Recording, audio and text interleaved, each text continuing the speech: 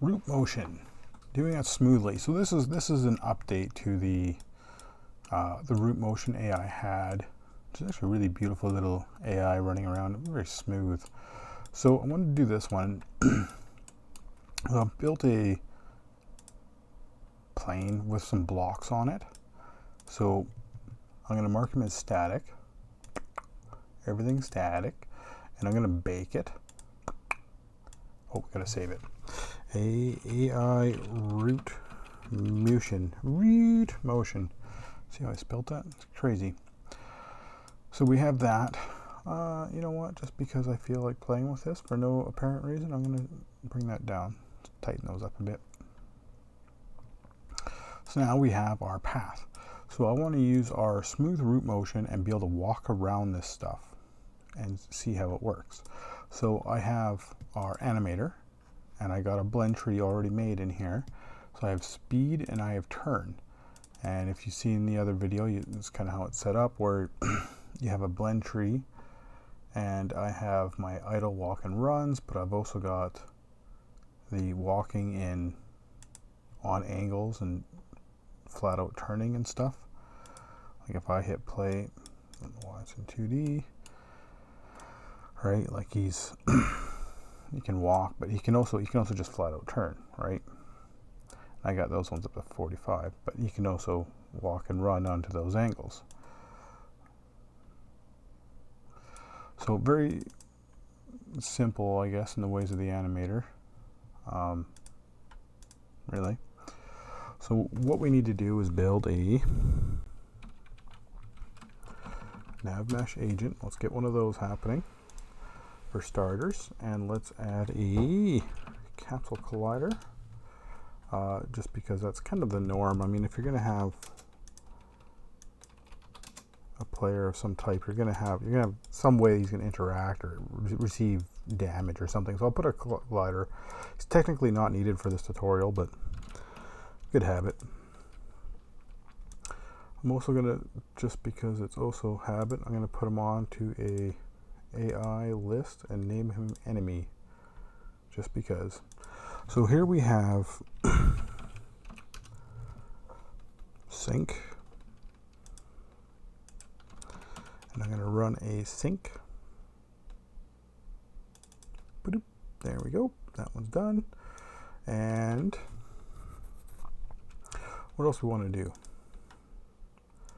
So we have, let's build a wander script. If I could spell it properly, that would be awesome. So let's, you know what? Okay, where is this? Are we on a 0? Let's go 0. And let's do this. I'll have to rebake the nav mesh now that I moved it though. But whatever, that's okay. I don't mind. Right, so I know 0, 0, 0 is right in that middle, right? And he is over at 10, so it's a 10 by 10 square. So I'm just going to use that in the ways of this wander. So random float. Let's go. Let's make sure that is not negative 10. Is it negative 10? Right, that should be 0. Oh, negative 10. Negative 10 to plus 10. Plus 10 to negative 10. Okay, so we have to go plus and negative. So negative 10 plus 10. We'll store this as x. Let's go negative 10 plus 10. Store that as z. And set vector 3 x, y, z down here.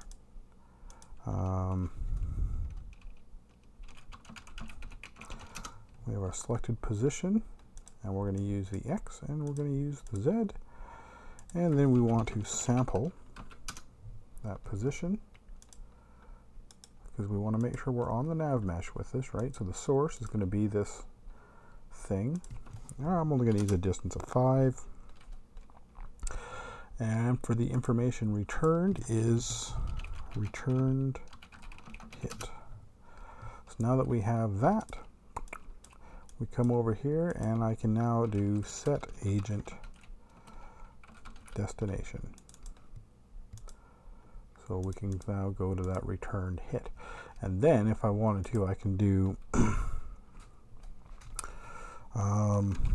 remaining distance.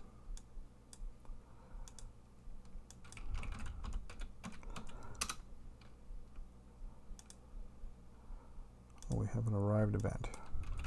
Good. Let's try to use it. Let's see if it's a dependable event. Right, because now the other thing you're going to want to look at for things like, especially when it comes to that, is a stopping distance. Right. So now, oh, I got to rebake the AI because the nav mesh is up here still, right? Nav meshes don't move. Well, I mean, I suppose if you use the advanced ones, they can. Now, so here's our little guy. Now he's not moving because he's got root motion on. So if I actually turn that part off for now and turn off root motion, he'll actually move, right? So you see just the AI itself is going to move around these objects. Perfect. Let's turn wander back on.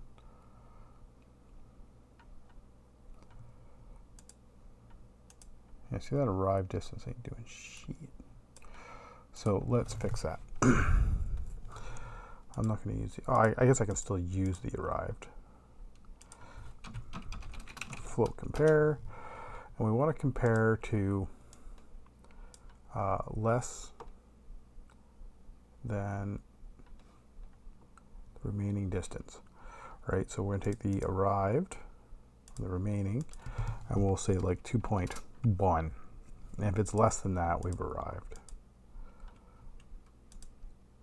Right, because now he should just go on forever.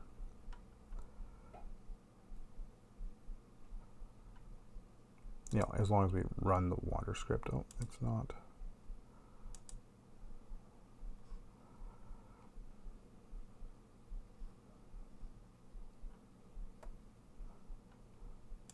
Why is that looping like that? It finishes and comes over here. Okay, let's add some next frame events.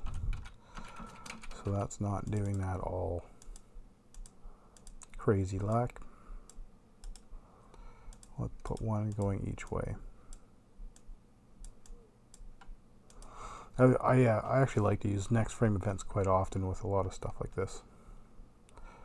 So it wanders on. There we go. And he's now literally just wandering around, and he will now do this endlessly. So we want to make sure this is happening with root motion. Let's turn on our syncing.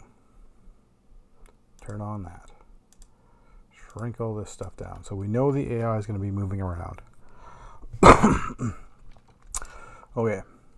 So let's build a direction. So I'm going to create our little compass. You technically don't need to use a compass. There are other ways around it. But it's just such an easy thing to do. It works so well. So, steering.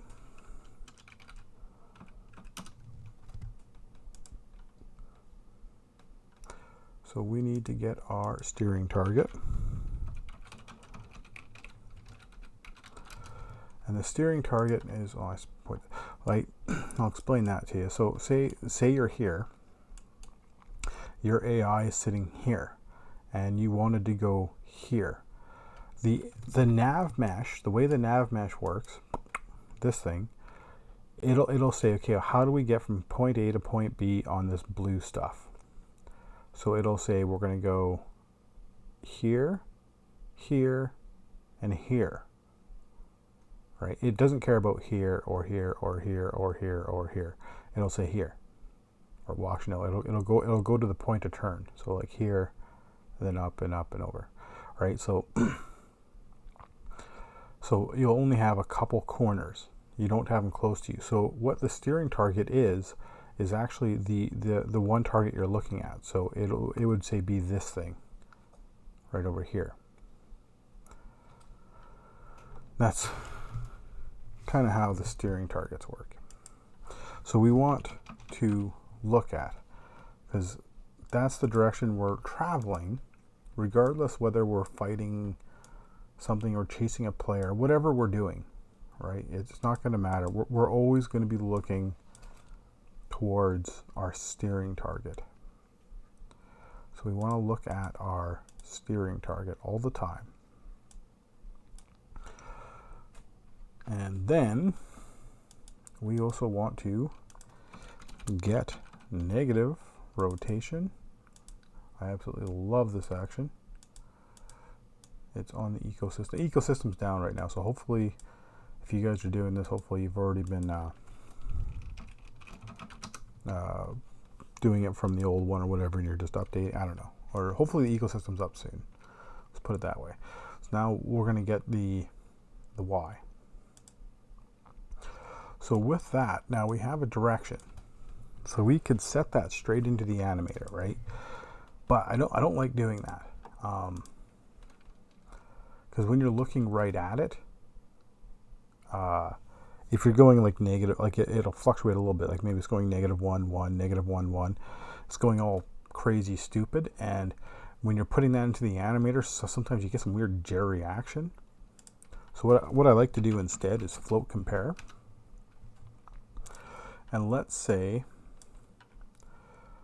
Y, our Y angle, and let's use 0 with a tolerance of 15 every frame, right? So if, more or less, if we're -15 to 15, this is equal. So what we want to say is if we're less, we're turning left, and if we're greater than that, let's turn right. Right, so we have to be higher than 15, but we also have to be less than actually -15 because we have the tolerance of 15. So left and right. So if we go right, again, let's do this same thing. Stick this in here. Only now we can't go right any farther, and technically we don't need to use the tolerance anymore. We can just use -15. And if we are greater than -15, let's go back to the idle pose.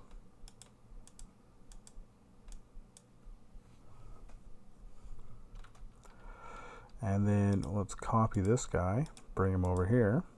So if we go left and we go back, right now over here, now it's not -15, we're using just 15. It's not greater, it's now less. So, so what we want to do now is set animator float from, or turning to Y angle, and I'll put a damp to it every frame. Copy, and I'll put that also over here. There we go. But now if we come back to here, we want to make sure we're going to line up and go back to 0. So what we want to do is I'm going to float interpolate this.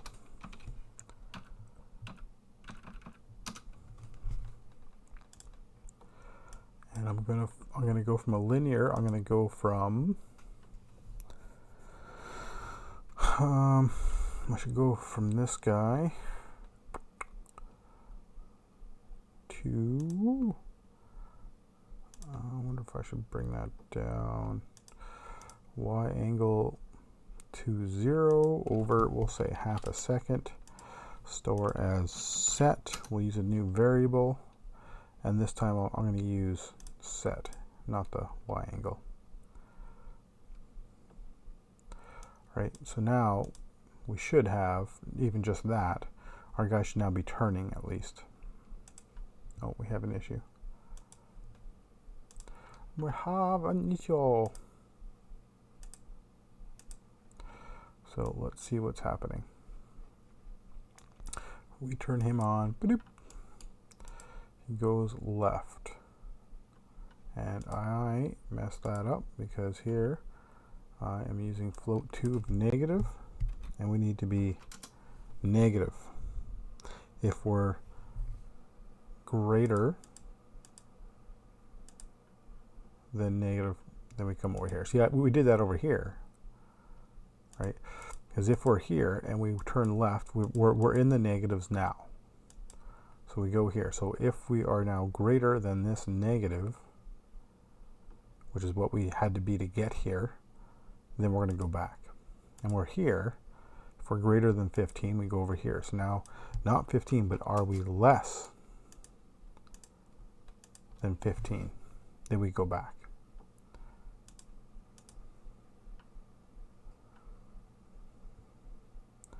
All right, so as you see, he is wanting to turn a little bit anyways. Let's put him there. So this compass is facing over here. I don't know where the point is, but it's obviously somewhere along this line, right? And if I take him, and I turn him, he's just going to be like, no, I want to go over there, right? Okay, cool. So there's our turning. So let's add another one for speed. So the other thing we could do is try to control our speed. So if we have okay, so here we have wander, right? And wandering's saying this is what we're doing. Now you could have something in here for sight, where if you see something, we stop wandering, we start chasing something, and we fill in a game object variable.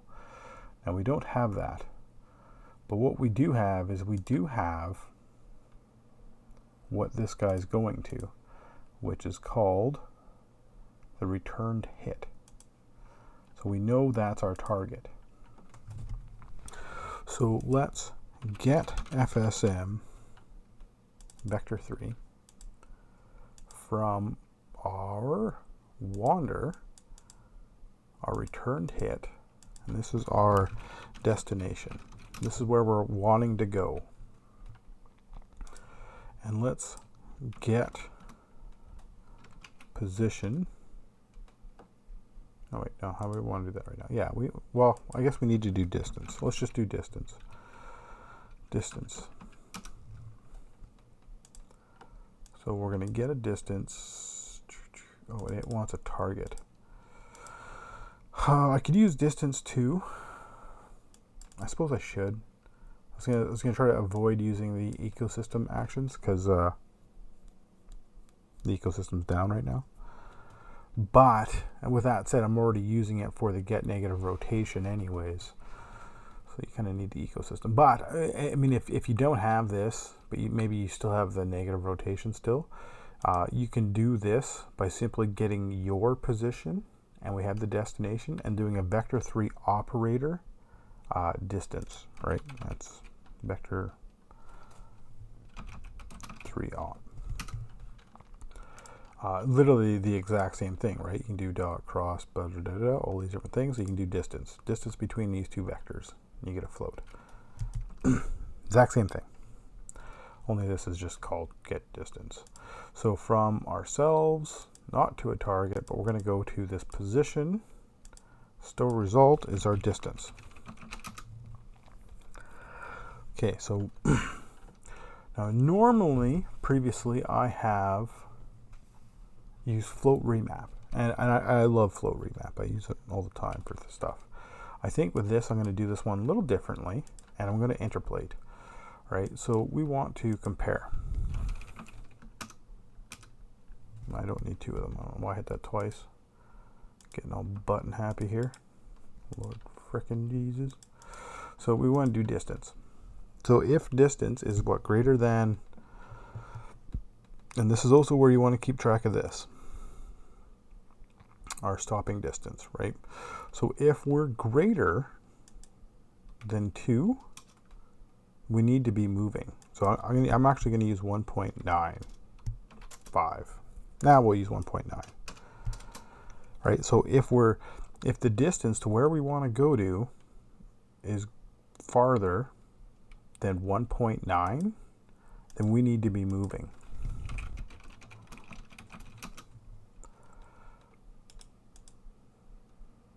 Start moving, right? Actually, I'm going to copy this one anyways. So, yeah, let's just copy him over and bring him over here. So we come over here. So now, again, we're still getting the same, like we have to re-get these vectors, right? The distance, right? So we're still using them. Only now, maybe if we're above, let's say 8, let's start running. Okay, well, let's change that. Start running. And I'm going to copy that again, stick it over here. Ba-doop. All right, so the other thing though is we need another one of these. Paste after. So if we are below 1.9, if we're less, then we need to stop.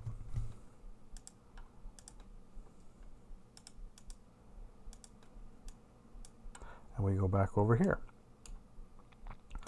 Right, so over here, okay, we're looking at 8. So now, if we are less than 8, we're just going to use start moving and go back this way. Now, if you wanted to, you could also check if you check above this one that we're below 2, you could take, say, another path and go straight to here, and you can have a quicker stop. But it's not going to matter. Okay, so now all of a sudden we have a idle, a walk, holy man, a walk, and we have a run. Okay, so we need to set those into the animators. What are we setting into the animator? Well, we know in the animator, if I look into our blend tree, walking I set as 1, running I have set as 3.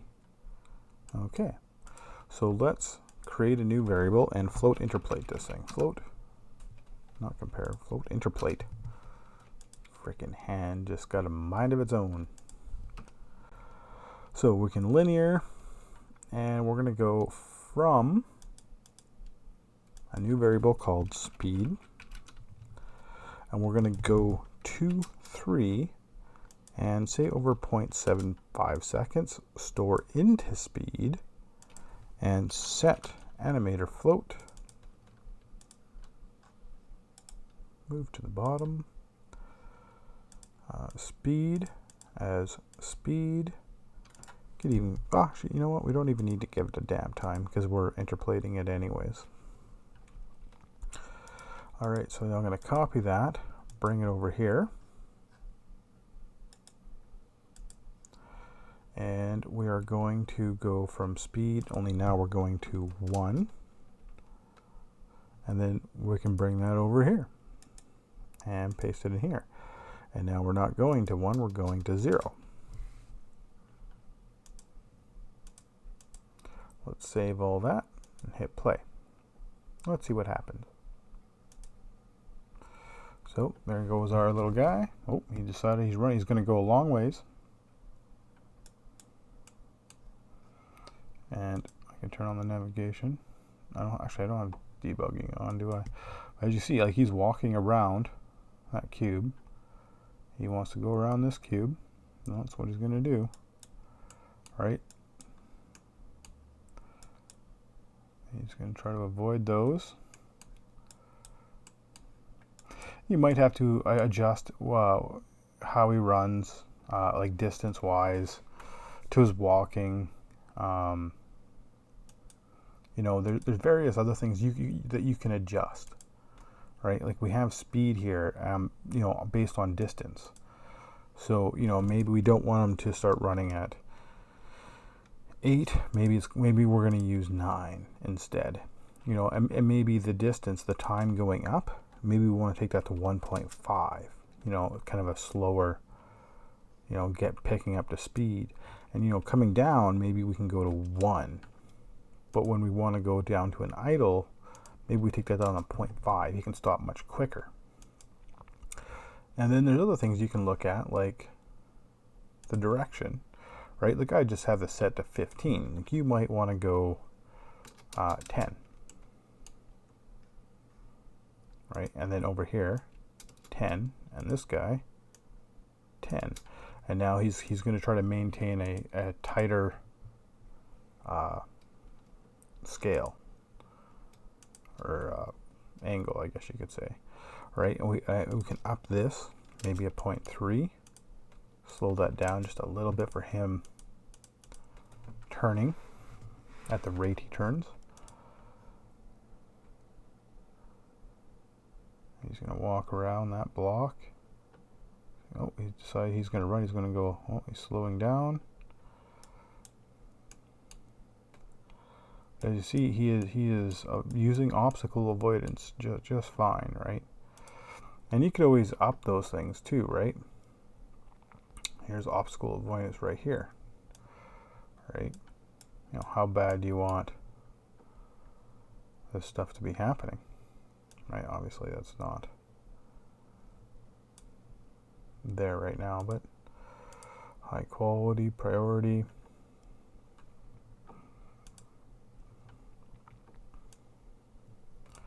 Right, like if we up this stuff,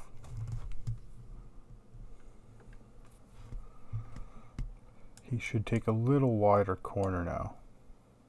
Oh, no. Not with that. Oh, maybe.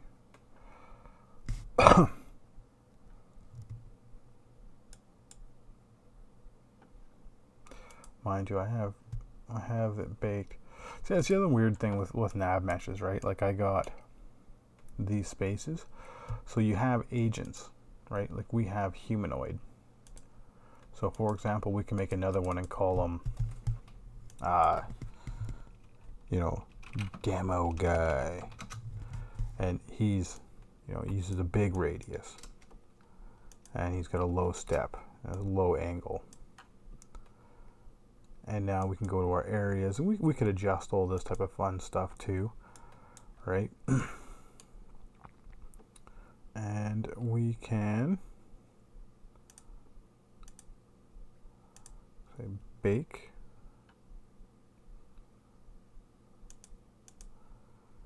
Go to our agent. Where's our agent now? You know, we can use demo guy.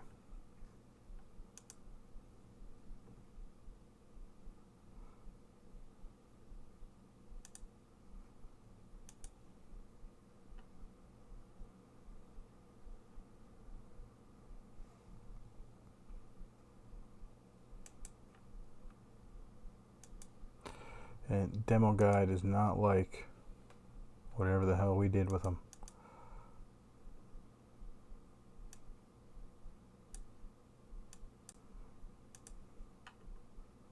Oh, whoops.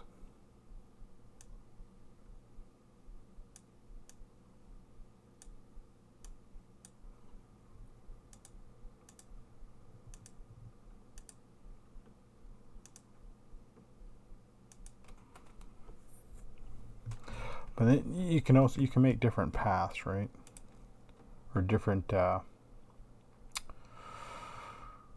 costs for different things and so forth. Why is he being stupid now? Is that just because I changed that?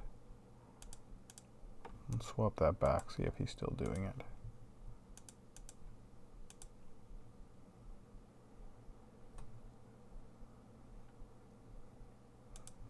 Yeah. So demo guy, and he uses, you know, you can set different layers. So obviously I'm getting something wrong here.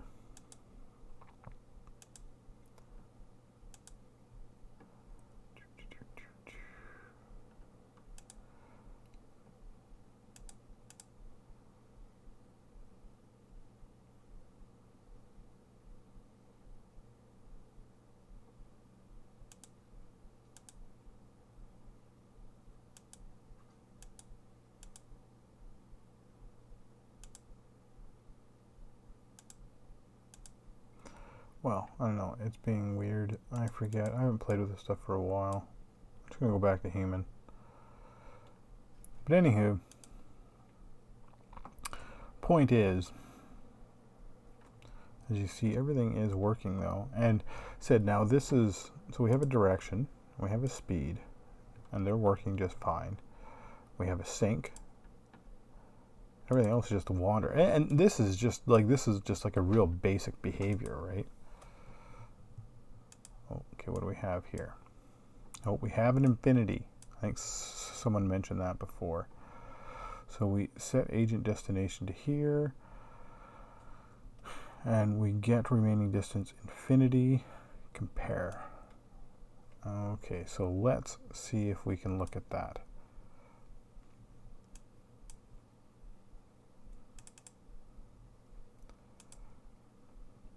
Because that's going to be based off of a off of the distance.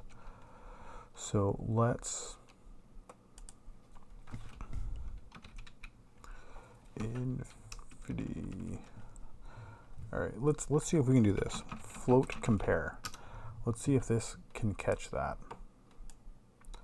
So if remaining is greater than that, there should be an action for infinity on the ecosystem. I would check, but I can't.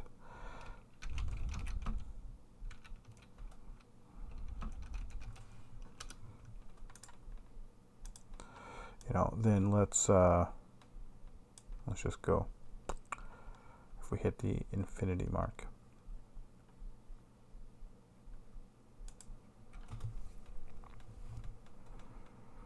Yeah, like like I'm pretty sure there is an action for infinity though. Like it's literally called math.infinity or something like that. But something like that should pick up on that. Like even just that. I mean, it looks like it's a pretty simple fix, and it is really. I mean, it's yeah, well, if you want to get all crazy, just if we see crazy, let's just skip it.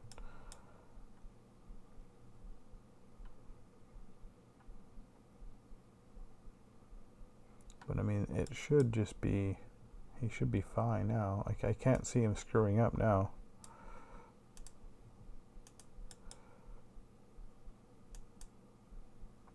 Stupid guy. There we go. How would you go over here? Oh, you don't like that? You don't like it when I drag you around? Tough skeleton, I made you. I'm your master. You'll go where I tell you. Oh, now I screwed him up. He's like, oh my God, what are you doing to me? I know, I'm a horrible person.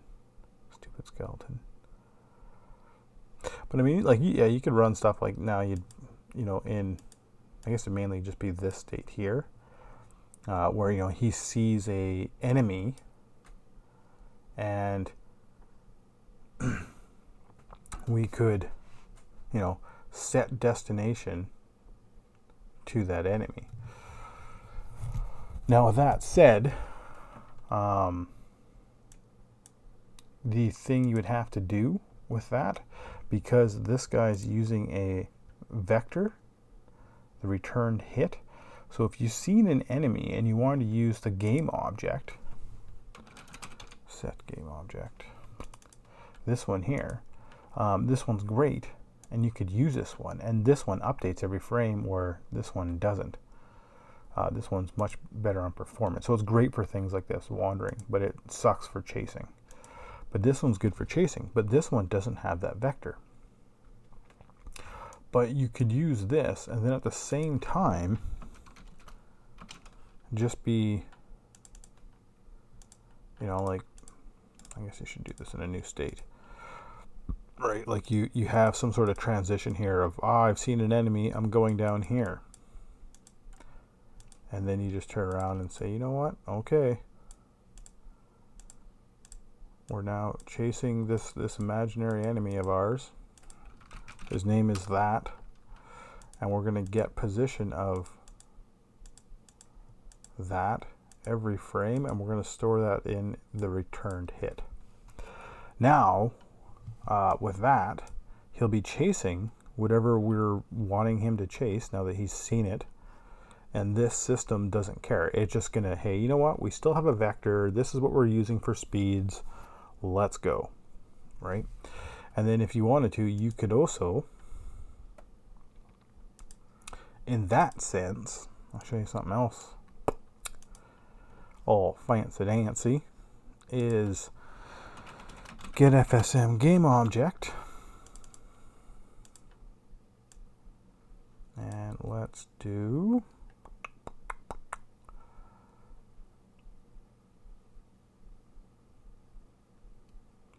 here. So we would say from our wander, we're going to find this guy, and this guy is going to be, you know, our target every frame. Is null. And then you just turn around and be like, okay, well, get game object right there. So if our target is null, we don't need to use the events, but let's just store a bool has target. Oh, now we have a target, do we? Well, bool convert to float. Move him to the bottom, but put him above these. And we have a target, so now we have a speed modifier. So if you're false, you're 1, but if you're true, let's go, I don't know, 2. No, let's go, yeah, let's go 2. No, we should probably go 3. I mean, our running is 3 in every frame. And then you would clamp that as well, because you don't want it, if you are just coming in this from a run, you don't want to be able to shoot your speed up beyond where you can go. I mean, not that it matters that much, I suppose, because the animator's not going to let you, but still. Right, max value 3. So now, if we had a target in our wandering system, all of a sudden this walk becomes faster, right? Now, well, here it does. But that would mean we have to change this. So this would have to be our walk speed. You'd use a variable, right? And float operator.